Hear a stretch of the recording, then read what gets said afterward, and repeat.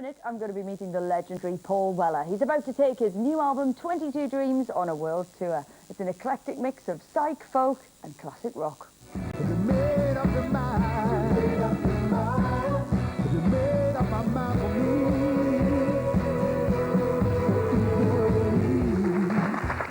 Paul Weller. He's right here. Having a crafty swing.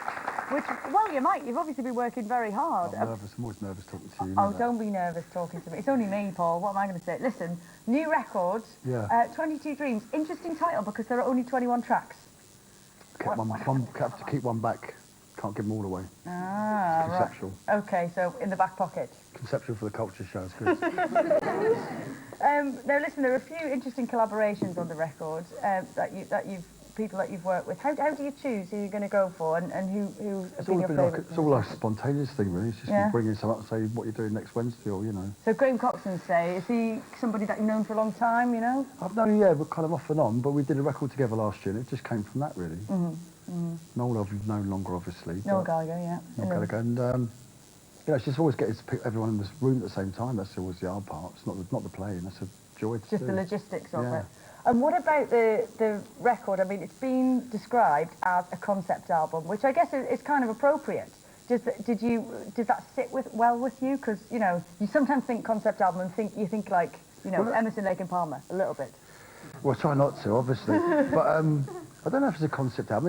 It's like a little journey. It's like a little musical journey. There isn't any kind of like lyrical concept to it. Right. It's more just taking people from sort of starts and then it takes you back to the same point at the end of the record. So it's kind of like seasonal, isn't it? Sort of seasonal as well, yeah. Yeah. We made it over the course of a year and it's kind of reflected in the record as well. Do you still get as much kind of a thrill out of doing that as, you know, you used to years ago when you did your first records when you were a teenager? Yeah. Really? Yeah, I love it. I don't always love every record, but this one was just fun to make. It was just great, and every day was something new and a challenge, and you can hear it in the music, I think. Yeah, definitely. I mean, it's a really, really vibrant record, and people are greeting it as that. I mean, you know, you turned 50 this year. Was that a big thing for you? Do you think that had an impact? Quite big, yeah. It did have a big impact, I think, because it does seem quite a sort of, you know, a milestone, I suppose. And I just thought, but I thought last year when we started the record, I just thought, you know, I was really going to push the boat out this time and just really go places I've not been to before and try and find something different. I think for most people in their twilight years, they sort of... twilight years. They kind of all their best work's behind them, and I just thought I'm going to sort of disprove that point. I don't think that's the case, though, because I think, it seems like there are, lots of musicians who are coming up to their 50s or thereabouts who are kind of making really vibrant records at the minute. You look at, like, Nick Cave, Iggy Pop, I mean, Primal Scream we had on the show a couple of weeks ago, all doing great work. They're in their 40s, Yeah, totally, yeah. And it didn't used to be the case. Did you think, when you started out with the Jam, that you would feasibly be doing this, decades down the line? I couldn't think beyond sort of 25 when I was in the Jam, I didn't think I'd live that long, really. Hey, speaking of the Jam, right, I heard that David Cameron says Eating Rifles is one of his top songs ever. To be honest, I'm really bored with this story because it's just sort of gone on and on. I don't care, do you know what I mean? What can you say? No, I've not cared to comment, really. It's one of my favourites. Can I tell you a little Eating Rifles fact? Sometimes when I'm eating trifle, I like to sing it to myself in my head. And it makes me enjoy my trifle that much more. Good. So listen, what's next for you? We're off on tour soon. We're going all over, actually. We're going to Japan, Australia, America, Europe, Brazil, the UK again. So we're kind of out until sort of December time, really. Tell me a bit about the song you're going to play for us tonight. It's called All I Want to Do Is Be With You, and it's a new single, and it's out in about 2 weeks' time. And it's just a nice tune. It's really gorgeous. Looking forward to that then. For now, ladies and gentlemen, the man, the legend, Paul Weller. Can we clap him?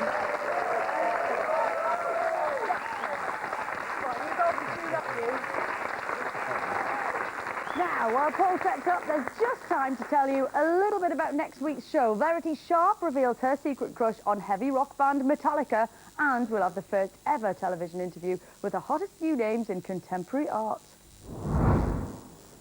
And as always, there's extra material on the website. This week, there's more from that interview with Katie Mitchell, in which she talks about her cultural influences. And now, to play us out, here's Paul Weller with All I Want to Do. Thanks for watching. Good night.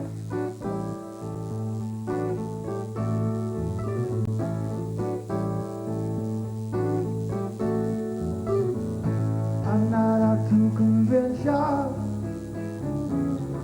draw upon your mind.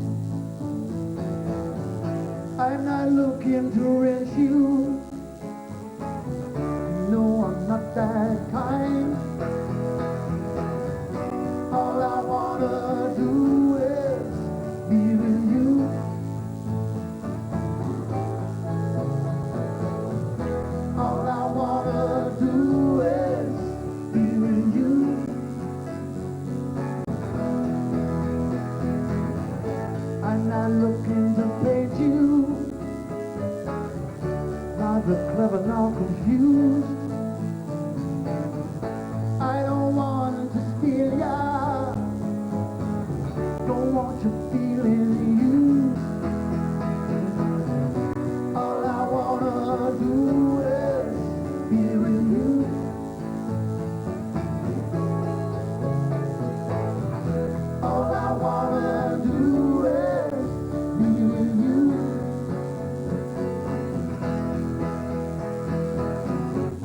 I bathe in dust, I feel the most. I twist and turn,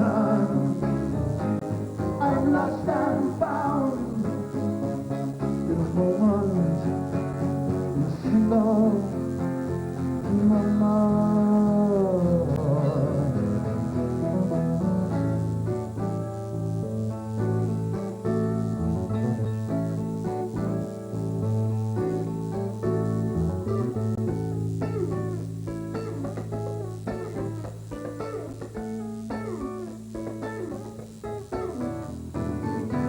I don't want to change ya,